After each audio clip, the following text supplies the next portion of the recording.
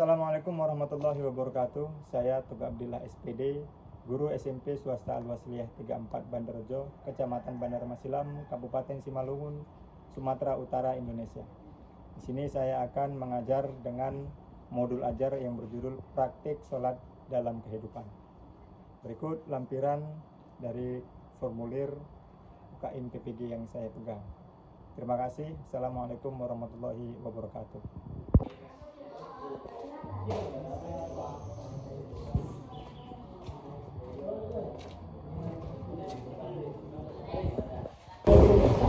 Selamat pagi anak-anak. Semua sehat? Sehat. Udah sarapan? Oke, baik.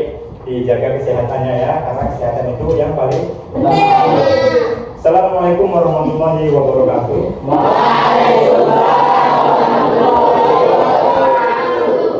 Alhamdulillah wa syukurillah la haula wala quwwata illa billah.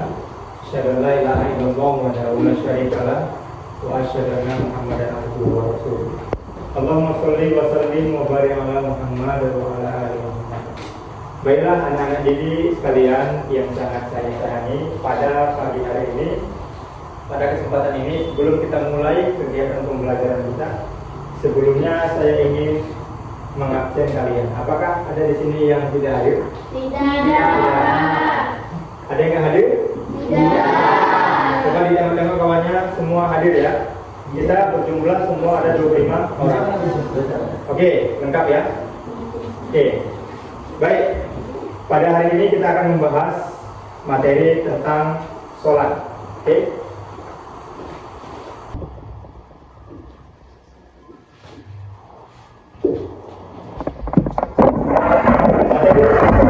Ini harus kalian pahami, ingat ya. Tujuan kita mempelajari tentang sholat, yang pertama kalian harus bisa nanti menjelaskan apa pengertian sholat secara bahasa dan istilah. Yang kedua, kalian harus bisa memahami sholat itu apa hikmahnya. Nah, jadi setelah kalian melaksanakan sholat, apa hikmah, efek yang terjadi kepada kehidupan kalian, sehingga nanti apa yang terjadi di masyarakat. Oke, baik ya, itu tujuan kita membahas tentang sholat. Jadi yang pertama harus bisa memberikan apa itu sholat, yang kedua apa hikmah dari kita mengerjakan sholat. Oke, baik, sebelum kita lanjut, saya ingin memberikan beberapa pertanyaan. Apa yang ada di pikiran kalian atau apa yang terbesit ketika kita membuka judul tentang sholat? Ada yang bertanya? Silakan.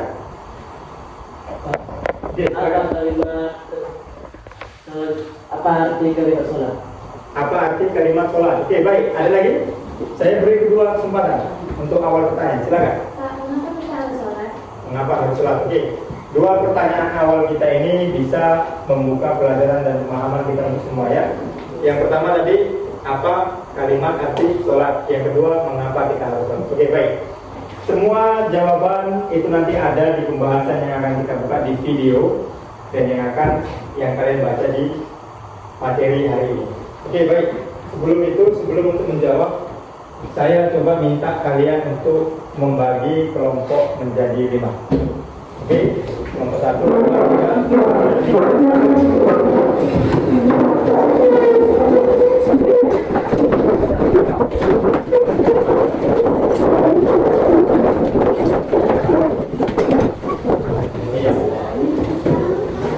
Oke, kelompok 1. Kelompok 1, 2, 3. 3 ya? 3 sana. 4, 5. Oke, kita sudah bagi kelompok. Kita akan menemukan jawaban dari pertanyaan teman kalian yang sudah ditanyakan di awal pembukaan kita tadi. Sebelum itu, kita harus memahami, melihat video sebentar tentang bagaimana cara mengerjakan sholat dengan baik dan benar. Oke, kita simak sama-sama ya.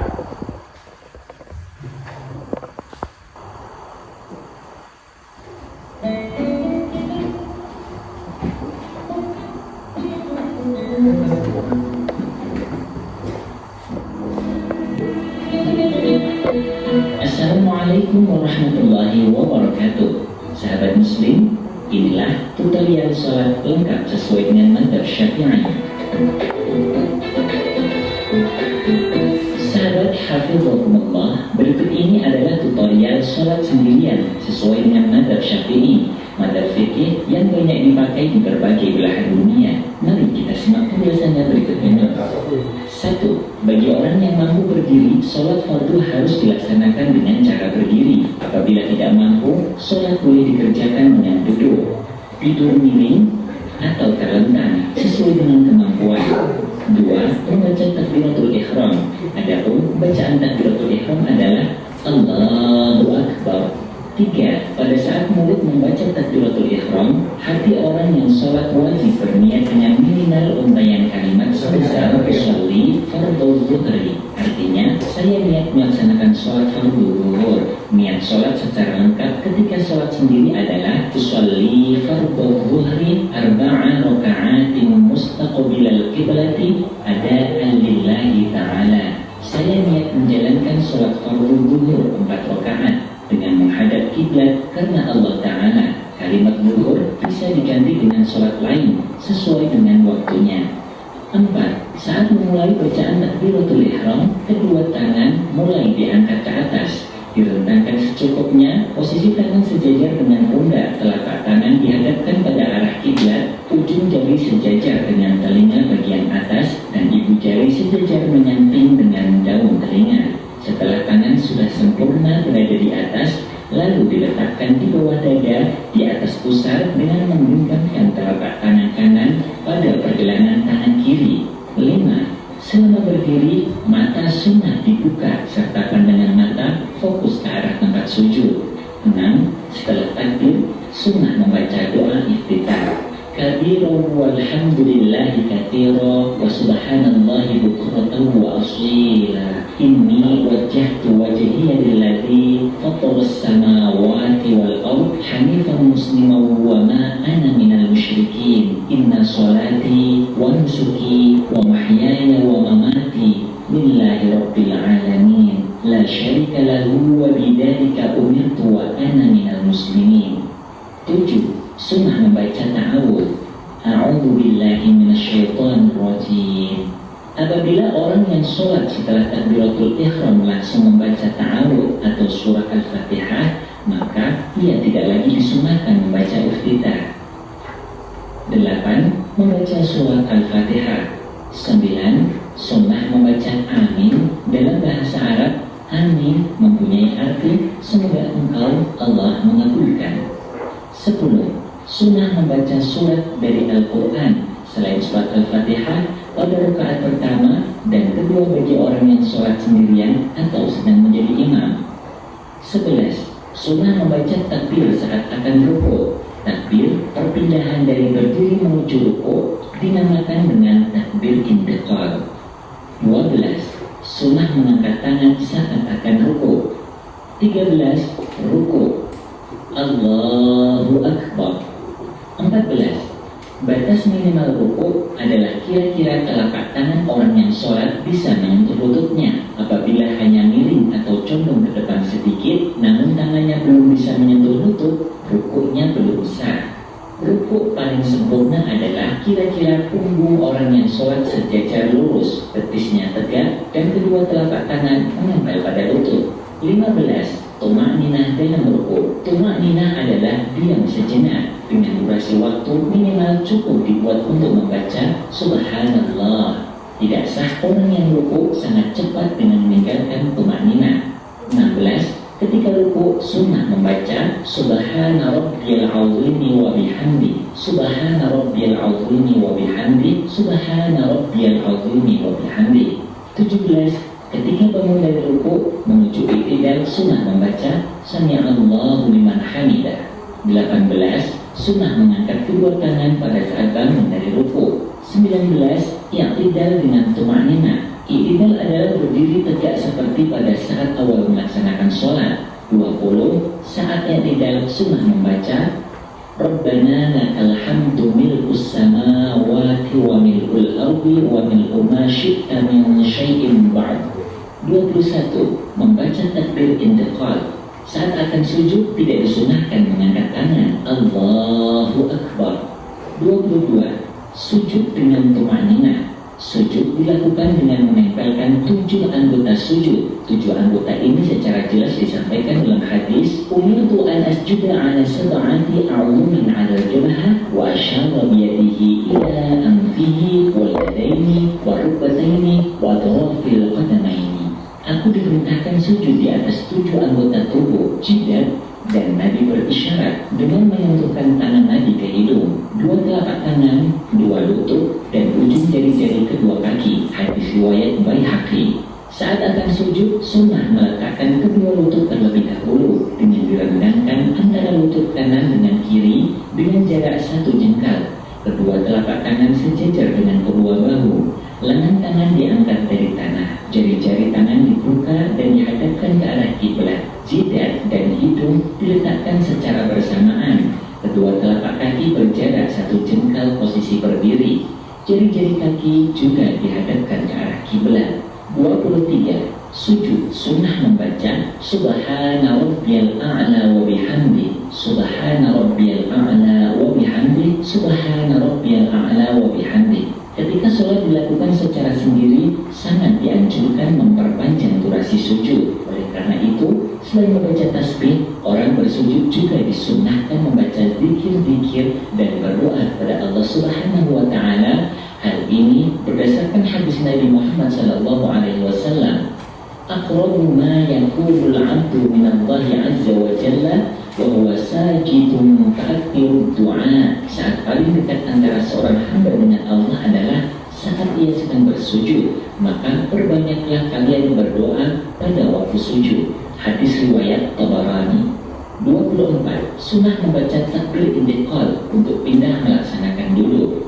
25. Duduk secara tumanina antara sujud pertama dengan sujud kedua, atau dikenal dengan duduk di antara 2 sujud. Model duduk yang disunahkan adalah duduk iftirash, yakni duduk di atas telapak kaki kiri, sedangkan telapak kaki kanan ditegakkan dan jari-jari kaki kanan dihadapkan ke arah kiblat. Pada rukuk duduk ini sunnah membaca Rabbil firli warhamni wajibni warfa'ni warzuqni wahdini wa'afini wa'fu anni. 26. Sunnah membaca takbir intiqal untuk sujud yang kedua. 27. Sujud kedua dengan cara sebagaimana sujud yang pertama. 28. Ketika bangun dari sujud menuju rakaat berikutnya, sunnah mengangkat tangan terlebih dahulu, baru kemudian mengangkat kedua lutut. 29. Duduk istirahat, yaitu duduk sebentar sebelum melakukan rakaat kedua dan keempat. 30. Ketika bangun dari rakaat kedua menuju rakaat ketiga, setelah tahiyat awal disunnahkan mengangkat kedua tangan Allahu Akbar. 31. Pada rakaat kedua, ketiga, dan keempat, cara melaksanakannya sama seperti yang sudah dijelaskan, mulai dari membaca urutan membaca ta'awudz sampai sujud kedua. 32. Pada sholat yang jumlahnya 3 atau 4 rakaat, sunnah melakukan tahiyat awal dengan cara duduk iftirash dan membaca At-tahiyyatul mubarakatus sholawatut thayyibatu lillah. Assalamu alayka ayyuhan nabiyyu wa rahmatullahi wa barakatuh. Assalamu alayna wa ala ibadillahi shalihin. Ashhadu an la ilaha illallah wa ashhadu anna Muhammadar Rasulullah. Allahumma sholli ala sayyidina Muhammad. 33. Pada rakaat terakhir wajib melaksanakan tahiyat akhir. Cara duduknya disunahkan dengan cara duduk tawarruk, yaitu duduk dengan cara menduduki lantai. Punggung telapak kaki kiri dimasukkan ke bagian bawah kaki kanan, sedangkan kaki kanan tetap ditegakkan dengan jari-jari kaki kanan dihadapkan pada kiblat. 34. Ketika tahiyat akhir membaca At-tahiyyatul mubarakatus sholawatut thayyibatu lillah. Assalamu alayka ayyuhan nabiyyu wa rahmatullahi wa barakatuh. Assalamu alayna wa ala ibadillahi shalihin. Ashhadu an la ilaha illallah wa ashhadu anna Muhammadar Rasulullah. Membaca salawat kepada Nabi, Allahumma sholli ala sayyidina Muhammad. 35. sunnah membaca sholawat kepada keluarga Nabi wa ala ali Sayyidina Muhammad. 36 juga disunnahkan melengkapinya dengan sholawat Ibrahimiyah. Kama shallaita ala Sayyidina Ibrahim wa ala ali Sayyidina Ibrahim wa barik ala Sayyidina Muhammad wa ala ali Sayyidina Muhammad kama barakta ala Sayyidina Ibrahim wa ala ali Sayyidina Ibrahim fil alamina innaka hamidum majid. 37. Saat tahiyat awal dan tahiyat akhir, tangan kanan disunnahkan menggenggam dan jari telunjuk diacungkan tatkala mengucapkan kalimat illallah. Adapun tangan kiri direntangkan tanpa perlu menggenggam seperti tangan kanan. 38. Setelah selesai membaca sholawat Ibrahimnya, sunnah membaca doa Allahumma inni a'udzubika min adzabil qabri wa min adzabin nar wa min fitnatil mahya wal mamat wa min fitnatil masiihid dajjal. 39. Mengucapkan salam yang pertama, Assalamualaikum warahmatullahi. 40. Pandangan mata yang semula fokus melihat ke arah tempat sujud, maka ketika jari telunjuk berdiri ketika membaca illallah, sunnah memandang ke arah jari telunjuk. Pada saat salam diucapkan sampai pada kata kum, sunnah mengalihkan pandangan ke arah tempat sujud lagi. Jari-jari tangan yang semula terkepal dilepaskan, baru kemudian menengokkan wajah ke arah kanan sampai kira-kira pipi bisa terlihat dari arah belakang. 41. Membaca doa Allahumma inni as'aluka fawzan bil jannah. 42. Setelah selesai salam yang pertama, disunnahkan menghadap lagi ke arah tempat sujud lalu mengucapkan salam yang kedua, Assalamualaikum warahmatullahi. 43. Pada saat selesai membaca kum, baru disunnahkan berpindah menengok ke arah kiri. 44. Membaca doa Allahumma inni as'aluka najata minan nari wal afwa 'indal hisab. Sahabat muslim hafizahumullah, demikian ini paparan tata cara sholat sendiri secara ringkas. Semoga bermanfaat. Wassalamualaikum warahmatullahi wabarakatuh.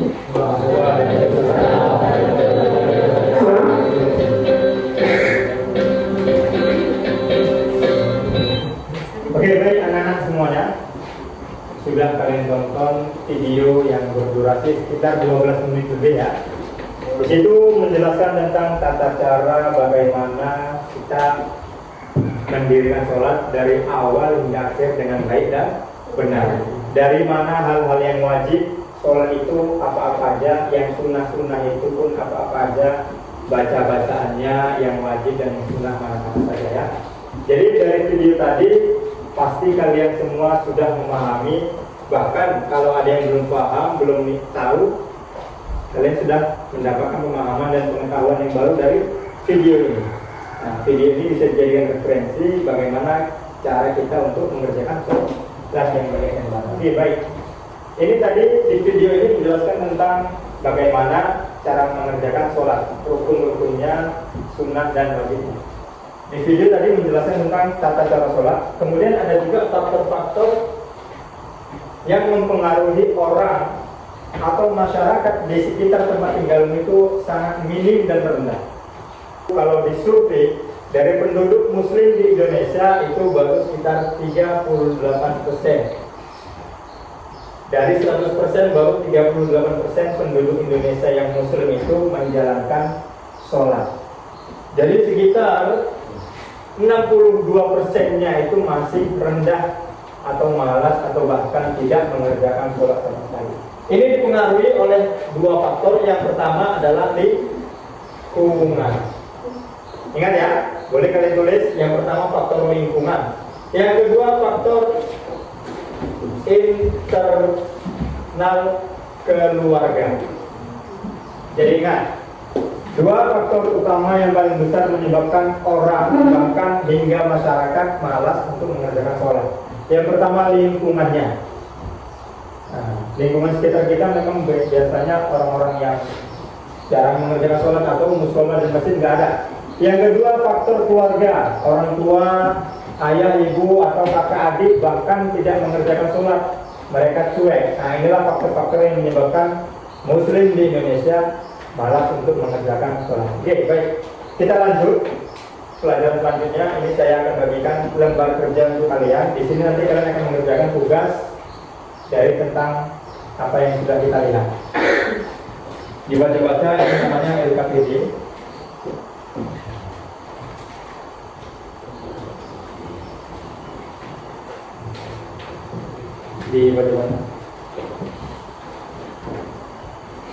Dibaca-baca ya. Di situ ada pertanyaan dan ada soal tentang yang baru saja kalian pelajari. Silakan dibaca. Oke.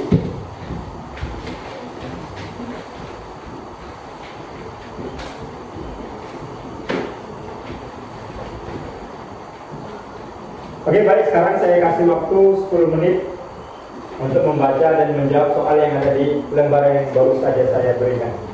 Silakan dikerjakan dan didiskusikan dengan kelompoknya masing-masing. Kalau ada yang mau ditanya yang nggak paham bisa tanya ke saya. Ada yang mau ditanya? Ini tapi kertasnya dulu banget ya. Kerjakannya cepat dulu. Dibaca-baca dulu paham. Kerjakan aja guys. Ini belajar aja.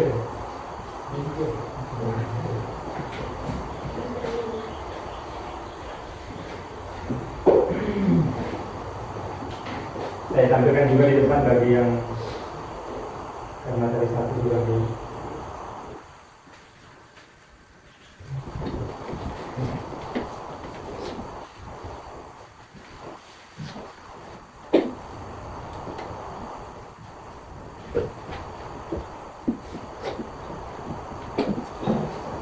nah ini topiknya.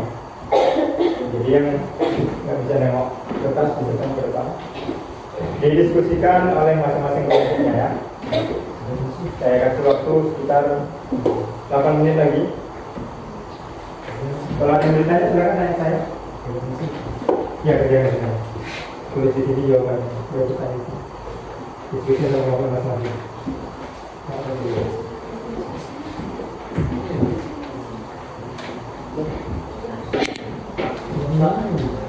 Apa itu?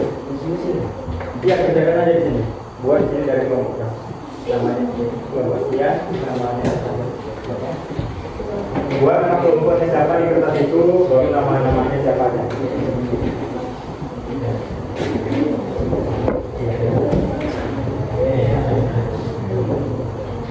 Iya. Oke, perhatikan untuk jawabannya tulis di kertas itu. Siapa nanti salah satu orang di antara kelompok kalian buat jawaban, siapa suruh tukang tulis, siapa satu orang dari kelompok kalian nanti untuk mempresentasikan ke depan. Dari jawaban yang telah kalian jawab, silakan dikerjakan, ya kelompok ya. Jawabannya kan sudah kita bahas tadi ya, dan materi sudah saya bagi tadi kan sebelumnya kan. Silakan. Kalau ada yang tanya. Pak. Apa itu?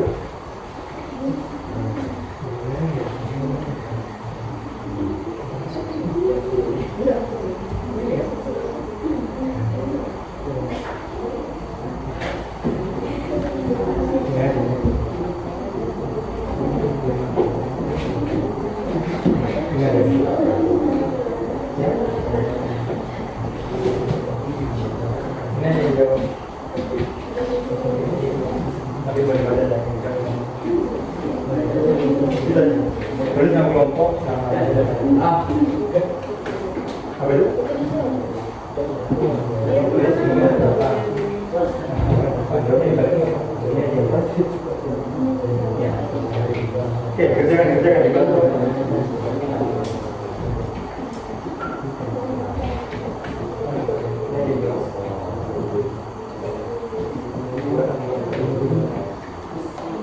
Oke, siapkanlah satu orang untuk menulis, siapa tukang tulis, siapa nanti yang mempresentasikan dari masing-masing kelompok. Silakan. Kalau ada yang mau ditanya, tanya ke saya.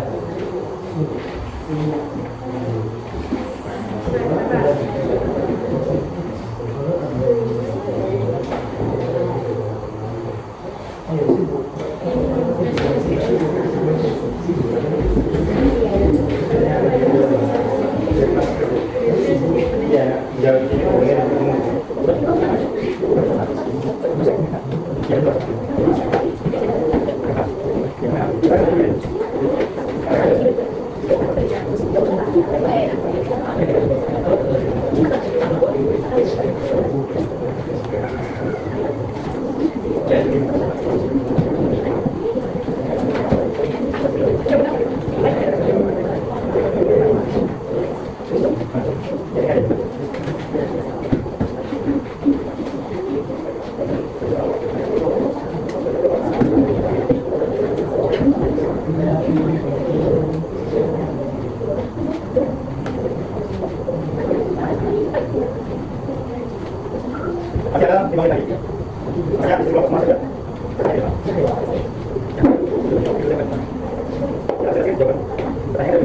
Ya.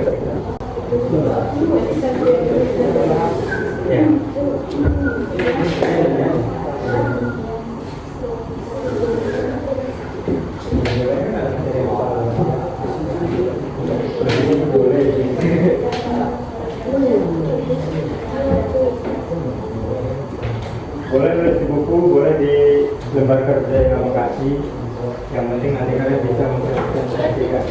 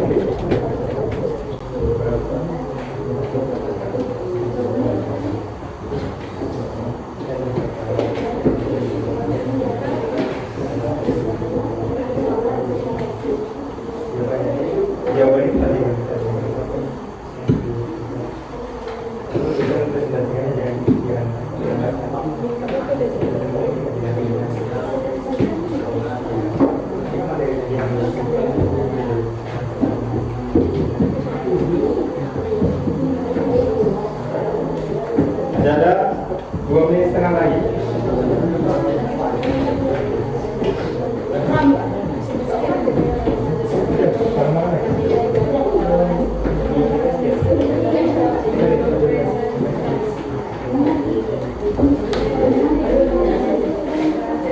Semua harus bekerja ya, semua harus kerja ya. Harus kerja kelompok.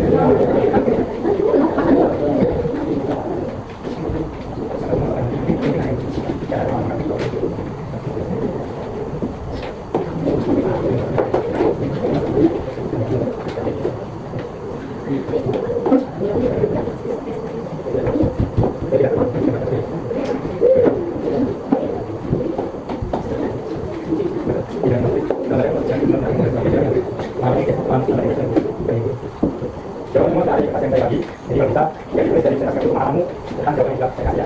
Nanti ini kita kamu ya, ada ya.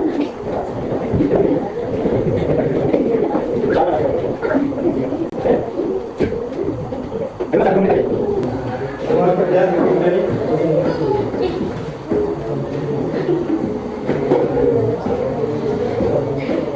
kalau ada pertanyaan silakan tanyakan sama saya.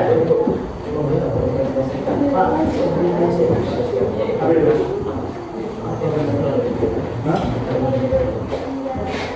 Itu sudah.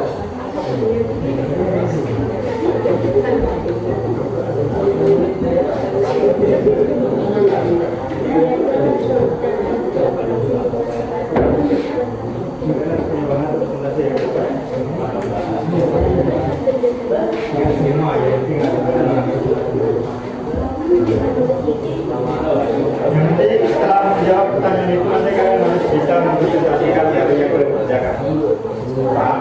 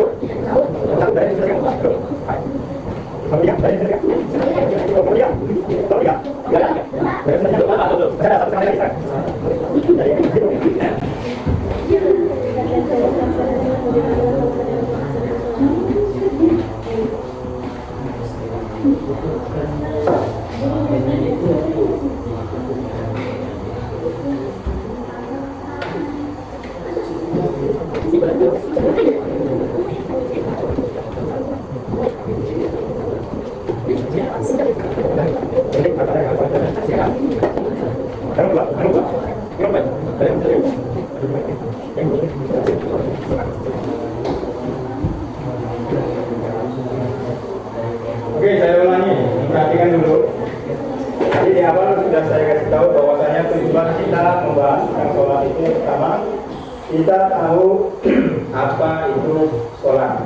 Dan yang kedua, kita bisa memahami apa hikmah, ya, apa hikmah dari kita mengamalkan sholat. Itu tujuan pembelajaran kita hari ini. Silakan dikerjakan, harus punya presentasi masing-masing. Waktu masih ada 1 menit lagi. Silakan.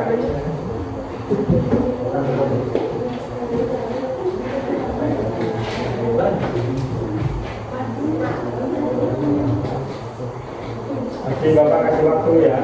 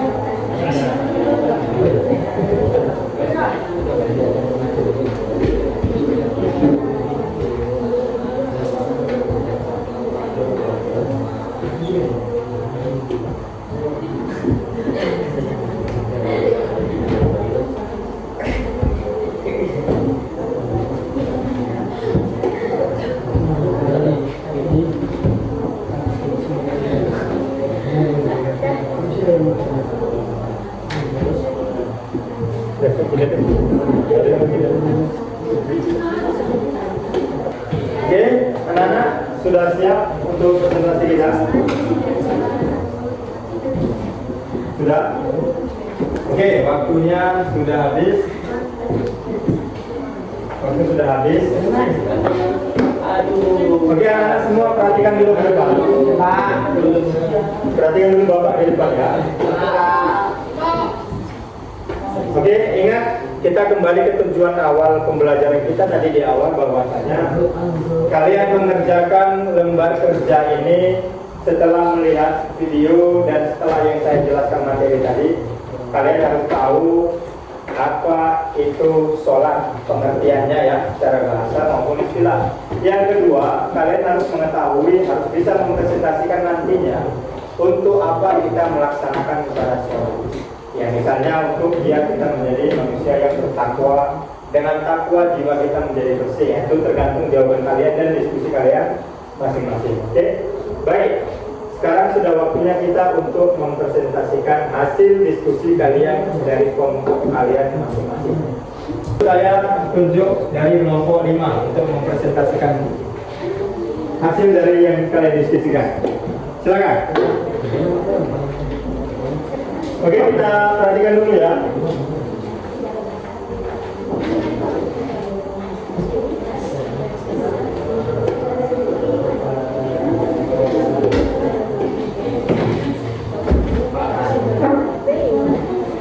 Oke, semuanya perhatikan dulu ke depan. Didengarkan dulu kawannya mempresentasikan hasil diskusi tentang materi kita hari ini. Oke, silakan. Assalamualaikum warahmatullahi wabarakatuh. Saya dari kelompok 5 ingin memberikan presentasi tentang mengenai tentang sholat. Sholat merupakan adalah suatu ibadah yang dilakukan oleh umat muslim. Yang mana sholat secara bahasa yaitu doa, dan secara istilah yaitu ibadah yang terdiri atas beberapa perkataan dan perbuatan yang dilakukan dengan syarat-syarat tersebut. Sholat mungkin suatu kewajiban bagi kita umat muslim, karena itu adalah suatu perintah dari Allah Subhanahu wa Ta'ala. Hikmah dari sholat kita yang pertama, diri kita akan lebih bersih dari yang namanya perbuatan dosa.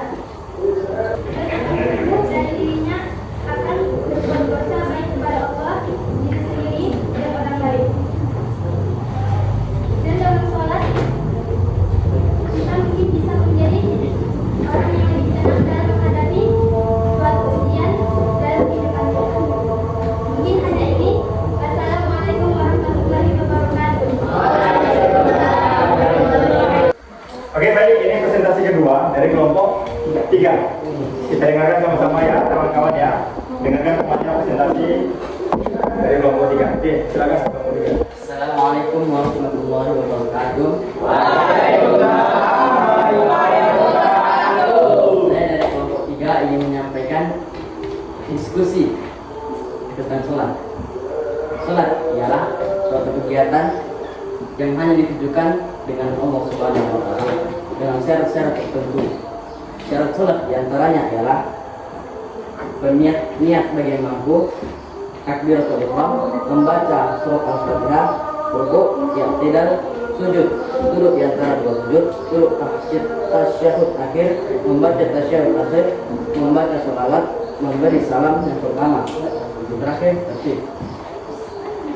Guna sholat bagi kehidupan sehari-hari adalah untuk menghindarkan sikap-sikap tercela ataupun dapat membuat dosa kepada Allah Subhanahu wa Ta'ala. Sholat juga merupakan panggilan dari Allah Subhanahu wa Ta'ala untuk meraih ketakwaan.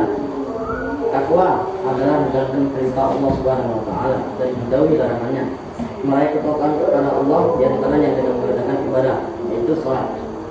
Mungkin hanya ini yang dapat kami sampaikan. Assalamualaikum warahmatullahi wabarakatuh.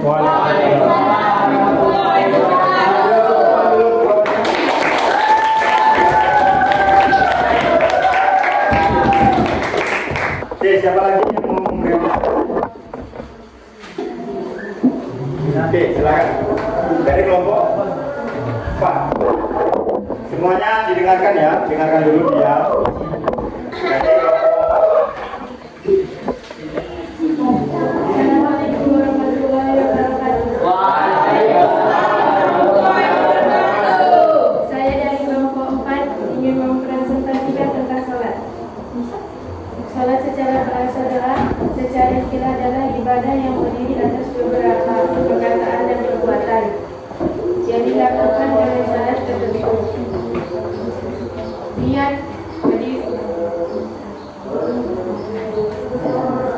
sholat untuk mendekatkan diri kepada Allah dan hati kita merasa tenang dan adem. Niat berdiri bagi yang mampu, takbiratul ihram, membaca surah Fatihah, rukuk, i'tidal, sujud, duduk di antara dua sujud, duduk tasyahud akhir, membaca tasyahud akhir, membaca sholawat, memberi salam yang pertama, tertib.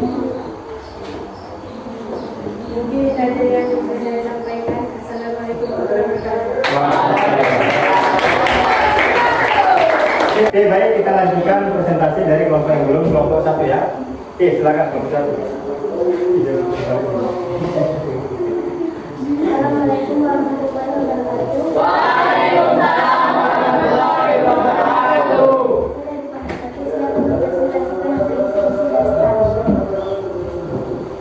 Makna sholat. Secara bahasa, sholat berarti doa. Secara istilah, sholat adalah ibadah yang terdiri atas beberapa perkataan dan perbuatan yang dilakukan dengan syarat-syarat tertentu, mulai dari takbiratul ihram dan diakhiri dengan salam. Sholat adalah sarana perjalanan menuju Allah Subhanahu wa Ta'ala dan ketundukan kepadanya. Oke, baiklah, itu saja yang bisa saya sampaikan. Assalamualaikum warahmatullahi wabarakatuh.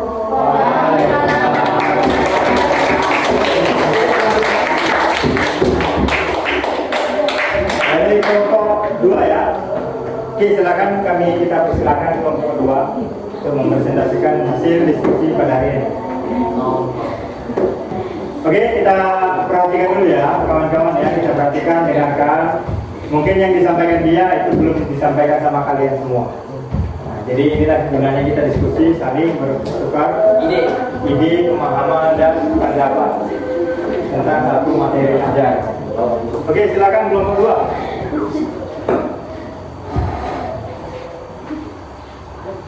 Assalamualaikum warahmatullahi wabarakatuh. Saya dari kelompok 2 ingin mempresentasikan hasil diskusi kami. Secara bahasa, sholat berarti doa. Secara istilah adalah ibadah yang terdiri atas beberapa perkataan dan perbuatan yang dilakukan dengan cara tertentu. Sholat merupakan panggilan dari Allah Subhanahu wa Ta'ala untuk meraih ketakwaan. Ketakwaan akan tumbuh dalam diri seseorang dan tidak dapat dipisahkan dengan keimanan yang dimilikinya. Hikmah dalam sholat adalah menanamkan akidah tauhid dalam jiwa seseorang. Baiklah, demikianlah presentasi saya. Lebih kurangnya saya mohon maaf. Wabillahi taufiq wal hidayah. Wassalamualaikum warahmatullahi wabarakatuh.